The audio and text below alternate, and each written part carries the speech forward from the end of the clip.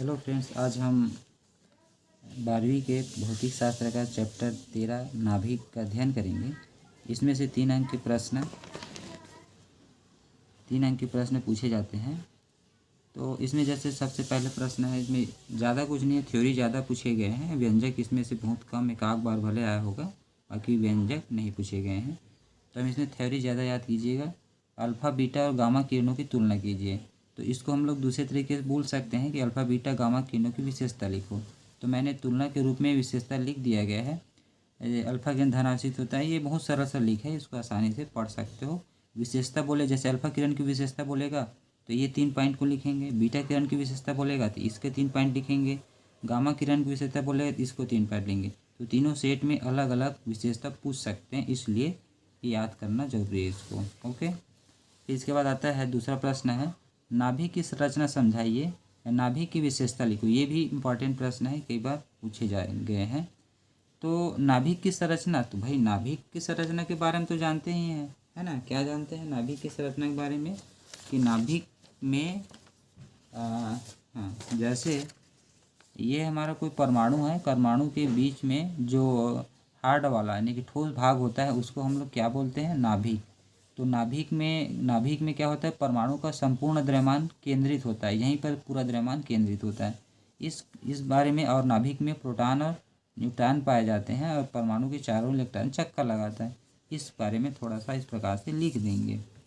तो इसके बारे में बताया गया कि परमाणु संरचना में, तो पहला विशेषता यह है कि नाभिक का आकार 10⁻15 मीटर के क्रम का होता है। नाभिक का आकार जो है इतना आकार होता है उसका।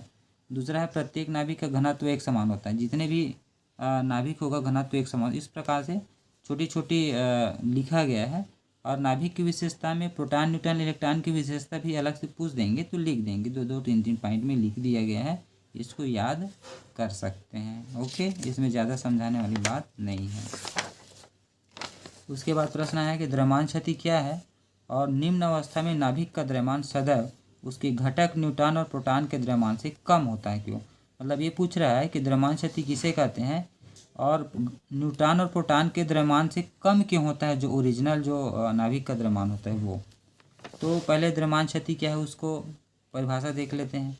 तो नाभिक न्यूक्लियानो, मतलब न्यूक्लियान किसको बोलते हैं? प्रोटॉन और न्यूट्रॉन को दोनों को मिला करके एक साथ न्यूक्लियान बोलते हैं। तो नाभिक जो है न्यूक्लियान से मिलकर बना होता है। तो नाभिक का वास्तविक द्रव्यमान जो होता है उसके न्यूक्लियानों के द्रव्यमान के योग से सदैव कम होता है।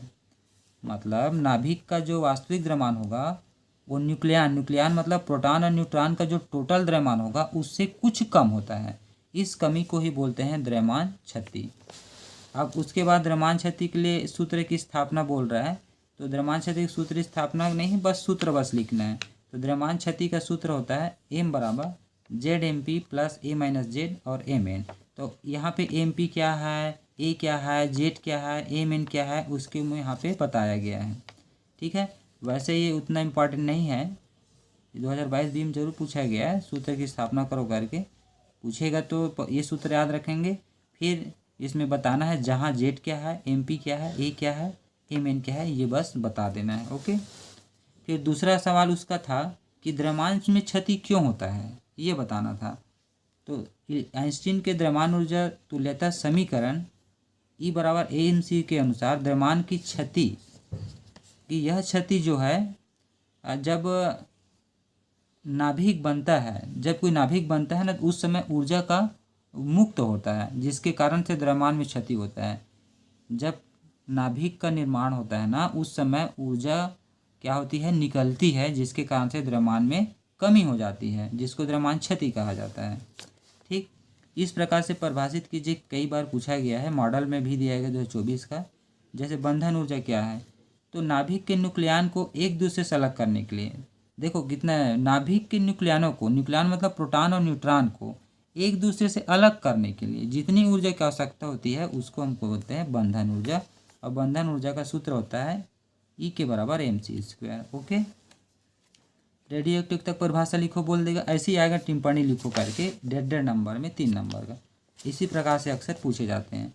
तो रेडियो एक्टिव तक बारे में पूछेगा तो इसका खोज किया था हेनरी बेकलर ने किया था। कब किया था? 1896 में किया था। अब रेडियो एक्टिविटी किसे कहते हैं उसको समझना है। तो ऐसे पदार्थ जो जिनसे अपने आप ही अदृश्य किरण निकलती रहती है। बहुत सारी पदार्थ ऐसे होते हैं जिसमें से अपने आप अदृश्य किरण निकलती रहती है, जिस गुण को रेडियो एक्टिव पदार्थ रेडियो एक्टिव कहते हैं, और इस घटना को, जिस पदार्थ से किरण निकल रही थी उसको रेडियो एक्टिव पदार्थ कहते हैं, और पदार्थ के इस गुण को रेडियो एक्टिवता कहा जाता है, तथा निकलने वाली किरणें को बेकरल किरणें कहा जाता है, या रेडियो एक्टिव किरणें या बेकलर किरणें के नाम से जाना जाता है। इसके बाद ऐसे परिभाषा दिया जा सकता है, मॉडल में आया था अभी 24 में दिया गया है। निम्न को परिभाषित कीजिए। औसत आयु, क्षय नियतांक, सक्रियता। तो इसमें मैंने केवल 3 ही नहीं लिखा है, मैं अलग अलग क्या क्या परिभाषा आ सकता है उसको भी लिखा हूँ, जैसे औसत आयु, क्षय नियतांक, सक्रियता, ये तीनों तो मॉडल में दिया था, ये भी मॉडल में है। अर्धायु काल, रेडियो क्षय, रेडियो एक्टिविटी, है ना। तो जितना पूछा जा सकता है, इलेक्ट्रॉन वोल्ट, नाभिकीय संलयन, नाभिकीय विखंडन, परमाणु द्रव्यमान मात्रक, इस प्रकार से जो भी पूछे गए हैं, है ना, जितने भी इस प्रकार से पूछे जा सकते हैं परिभाषा, उसको मैंने इसमें लिख दिया है। तो इस प्रकार से इसको चाहो तो अपने स्क्रीनशॉट इसको पोस्ट करके रख सकते हैं। ठीक है, ठीक है जी। चलो इसको थोड़ा सा मैं हिंट कर देता हूँ।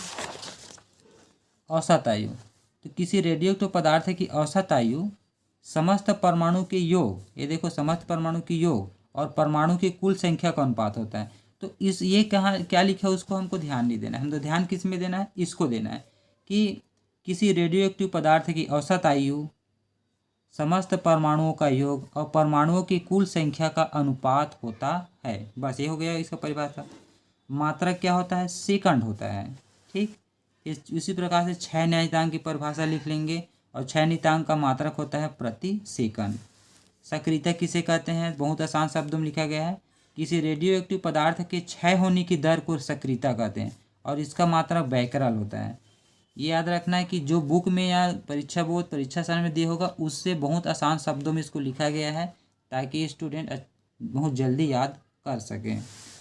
अर्धायु किसे कहते हैं, तो अर्धायु काल वह समय है जिसमें रेडियोएक्टिव पदार्थ में विघटन के कारण उसके परमाणु की संख्या प्रारंभिक मान का आधी रह जाता है। मतलब अर्धायु काल एक समय है, क्या है, काल मतलब समय, अर्ध मतलब आधा, आयु मतलब जिसका आधा आयु खत्म हो जाता है। तो अर्धायु काल वह समय है जिसमें कोई रेडियो एक्टिव पदार्थ की विघटन की जो क्रिया होती है वो प्रारंभिक मान का आधा हो जाता है। ठीक है। अब पांचवा है रेडियो एक्टिव क्षय। तो किसी रेडियो एक्टिव पदार्थ से अल्फा बीटा गामा किरणें निकलती रहती है, हमको पता है, जब तक यह पदार्थ रेडियो एक्टिव विहीन पदार्थ में न बदल जाए। इस प्रक्रिया को रेडियो एक्टिव क्षय बोलते हैं। एकदम आसान लिखा हूँ, देखो कोई भी रेडियो एक्टिव पदार्थ है उसमें से अल्फा बीटा गामा किरण निकलती रहती है ना। तो कब तक निकलेगा, जब तक कोई रेडियो एक्टिव विहीन पदार्थ में न बदल जाए, मतलब जब तक उसमें अल्फा बीटा गामा किरणें रहेंगी निकलता रहेगा। ठीक है, और जब खत्म हो जाएगा तो निकलना बंद हो जाएगा। इस क्षय को बोलते हैं रेडियो एक्टिव क्षय। इसी प्रकार से रेडियो एक्टिविटी को परिभाषा देख लीजिएगा। ओके, फिर बहुत सरल भाषा में लिखा गया है।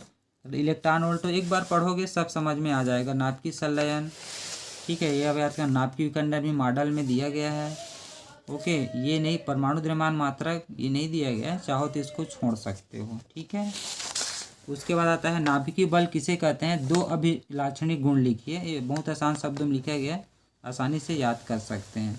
नाभिक कितने प्रकार के होते हैं, तो ये तो आसान है, समझाइए। नाभिक न्यूक्लियनों की संख्या के आधार पर ये 3 प्रकार के होते हैं, समस्थानिक, समभारिक, समन्यूट्रॉनिक। परिभाषा लिखने आ सकता है।